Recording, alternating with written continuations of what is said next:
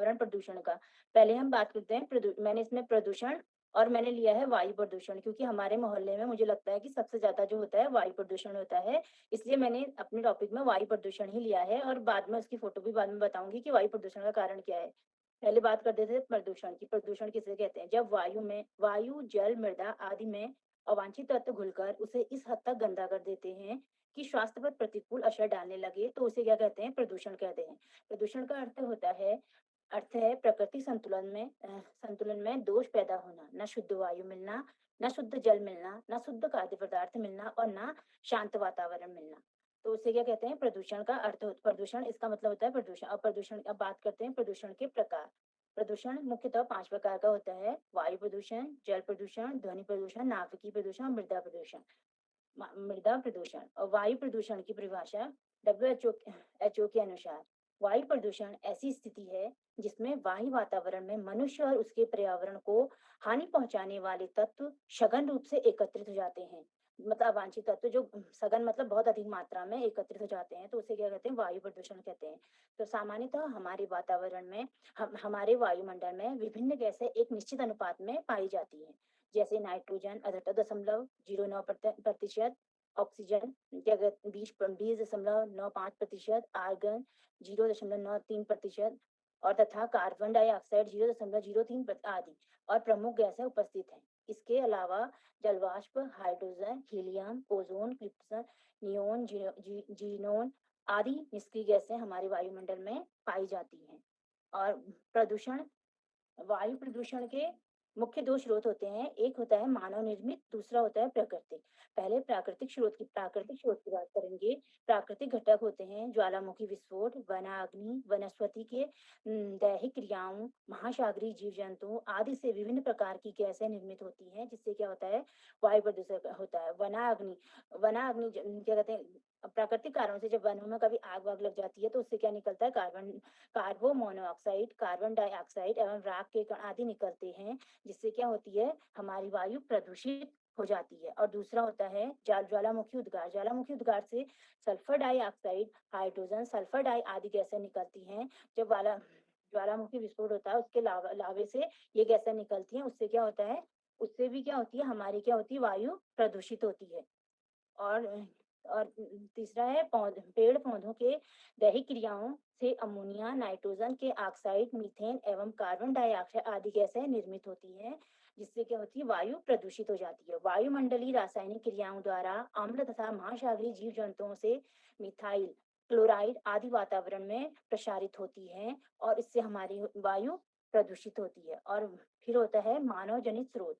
मानव जनित स्रोतों से पैदा होने वाले प्रदूषण को निम्न उपवर्गों में विभाजित किया गया है, जैसे गैस व धूल। लकड़ी, कोयला, उपले तथा पेट्रोलियम पदार्थ को जलाने से विभिन्न गैसें व धुआं उत्पन्न होता है, जिससे क्या होता है? वायु प्रदूषित होती है। और फिर दूसरा है कणकीय पदार्थ। लकड़ी, कोयला तथा पेट्रोलियम पदार्थों के दहन से कणकीय पदार्थ उड़ाकर वायु में चले जाते हैं। धूल कण क्या होते हैं? वायु में मिश्रित हो जाते हैं, जिससे क्या हो जाती है? हमारी वायु प्रदूषित हो जाती है। और ऊष्मा जीवधारियों के श्वसन से तथा ईंधन को जलाने से ऊष्मा भी उत्पन्न होकर वायु में चली जाती है, जिससे क्या हो जाती है? वायु प्रदूषित हो जाती है। और वायु प्रदूषण के जो प्रभाव होते हैं वो इस प्रकार हैं। वायु प्रदूषण carbon monoxide CO। Carbon monoxide gas की उत्पत्ति जीवाश्म ईंधनों, कोयले, खनिज तेल के आपूर्ति दहन से होती है। सभी वायु प्रदूषण में यह 50% भाग में प्रतिनिधित्व करती हैं। इससे क्या होता है कि इससे होता है दम घोटू गैस भी, इसे दम घोटू गैस भी कहते हैं। इससे होता है कि सांस के माध्यम से शरीर में वायु सांस के माध्यम से शरीर में पहुंचकर रक्त में उपस्थित हीमोग्लोबिन की को हीमोग्लोबिन की ऑक्सीजन वहन क्षमता को बिल्कुल कम कर देती है, जिससे क्या हो जाती है कि मनुष्य कभी-कभी मौत भी हो जाती है। और इसका निदान है कि हम इसकी जगह क्या कर सकते हैं? LPG, CNG गैस और इलेक्ट्रॉनिक वाहनों का प्रयोग करके CO कार्बन मोनोऑक्साइड के उत्सर्जन के नियंत्रण को हम कम कर किया जा सकता है। मैम आवाज आ रही है ना? हाँ जी बेटा, आ रही है। नाइट्रोजन के ऑक्साइड की उत्पत्ति से खनिज तेल और कोयला जलाने से होती है। यह यह वायुमंडल की नमी से क्रिया कर कर नाइट्रिक अम्ल का निर्माण करते हैं, जो वायु के पा, वायु जो जो वर्षा के पानी के साथ धरातल पर अम्ल वर्षा के रूप में धरती पर आ जाता है। यह अम्ल वर्षा समस्त जीवधारियों के लिए अत्यंत हानिकारक है। मनुष्य के शरीर में नाइट्रिक ऑक्साइड के अधिकता से निमोनिया, फेफड़ों का कैंसर आदि रोग होते हैं। फिर है सल्फर के ऑक्साइड। सल्फर डाइऑक्साइड गैस कोयला चालित पावर प्लांट, खनिज तेल, शोधशालाओं तथा स्वचालित वाहनों से निकलती है। सल्फर डाइऑक्साइड गैस से आंखों में जलन, फेफड़ों का रोग तथा सिर में दर्द, चक्कर आना और सांस लेने में कठिनाई होने जैसी परेशानियां होती हैं। इसे क्रैकिंग गैस भी कहते हैं। मथुरा तेल शोध कारखाने से निकलने वाला, जब मथुरा में जो तेल कारखाना था पहले, उससे सल्फर डाइऑक्साइड निकलता था, जो क्या कर रहा था, ताजमहल को कहीं ना कहीं प्रभावित कर रहा था, तबाही का कारण बना हुआ था। क्लोरोफ्लोरोकार्बन एयर कंडीशन, रेफ्रिजरेटर और फॉर्म, प्लास्टिक, प्रसाधन सामग्री आदि से निकलती है। क्लोरोफ्लोरोकार्बन इन तत्वों इनसे निकलती है तथा जो वायु में समताल मंडल में ओजोन गैस परत का क्षय करती है, जिससे क्या होता है, सूर्य से की हानिकारक पराबैंगनी किरणें धरती की सतह पर पहुंचती हैं तथा धरातल पर क्या करती है, तापमान में वृद्धि कर देती हैं तथा गोरी चमड़ी के लोगों को चर्म कैंसर की संभावना भी बढ़ा देती हैं। फिर इस प्रकार वायु प्रदूषण उत्पन्न करने वाली कार्बन डाइऑक्साइड, मीथेन, सीसा, विजय और आदि गैसें बहुत ही मतलब वायु हमारे वातावरण में हानि पहुंचाती है। और जो ये मैंने फोटो ली है, वायु प्रदूषण लेने का कारण ये है कि हम मैं जिस मोहल्ले में रहती हूँ वो है रानी धारा, अल्मोड़ा रानी धारा, और ये आता है नगर पालिका के अंतर्गत आता है। लेकिन यहाँ क्या है कि नगर पालिका का कोई भी मतलब कूड़ादान नहीं लगा हुआ है। यहाँ से 1-1.5 किलोमीटर पे, जैसे कि इस पे दिख रहा है, एडम्स गर्ल्स कॉलेज के पास 1-1.5 किलोमीटर पड़ता है हमारे घर से। तो वहाँ क्या है कि नगर पालिका के कूड़ेदान बने हुए हैं, लेकिन उनकी स्थिति क्या है, बहुत ही खराब है। उनमें ना ढक्कन है ना, और क्या कहते हैं लोग, और क्या कहते हैं लोग क्या करते हैं कि कूड़ा ले जाते हैं और बाहर फेंक देते हैं। और हमारे वहाँ से ये कूड़ादान मतलब 1-1.5 किलोमीटर पे पड़ता है, तो हमारे वहाँ आगे साइड को क्या है, भूमि बंजर है, कहीं कहीं पर बहुत जगह भूमि बंजर है, तो लोग अपने घर का कूड़ा वहीं पर इकट्ठा करते हैं और उसे क्या कर देते हैं, जलाते हैं।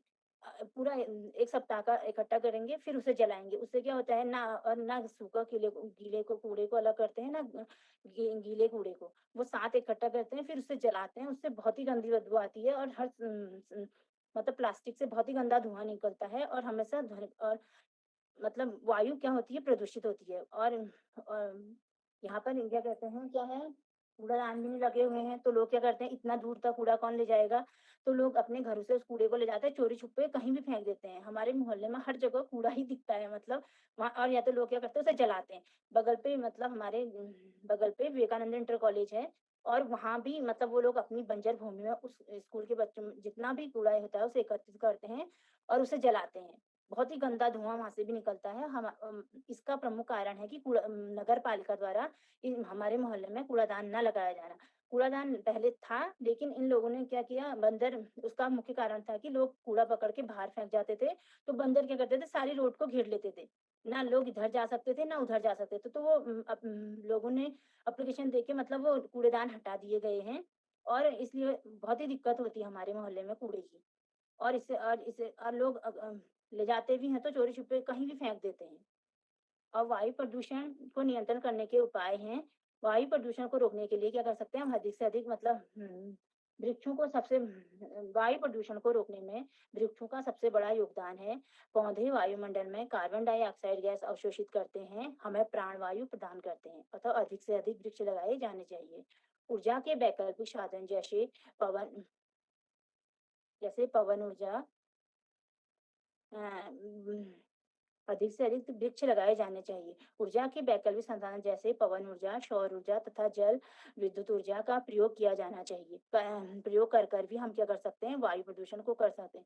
समाज के प्रत्येक वर्ग के लोगों को की लोगों को वायु प्रदूषण से उत्पन्न होने वाले घातक परिणामों से अवगत कर भी हम क्या कर सकते हैं, वायु प्रदूषण इसको कम कर प्रदूषण को कम कर सकते हैं। घरों में धुआं रहित ईंधनों को बढ़ावा देकर और फैक्ट्रियों में चिमनियों के बैग फिल्टर लगाकर धुआं तथा कालिक के साथ मिश्रित पदार्थों को अलग कर भी हम वायु प्रदूषण को कम कर सकते हैं।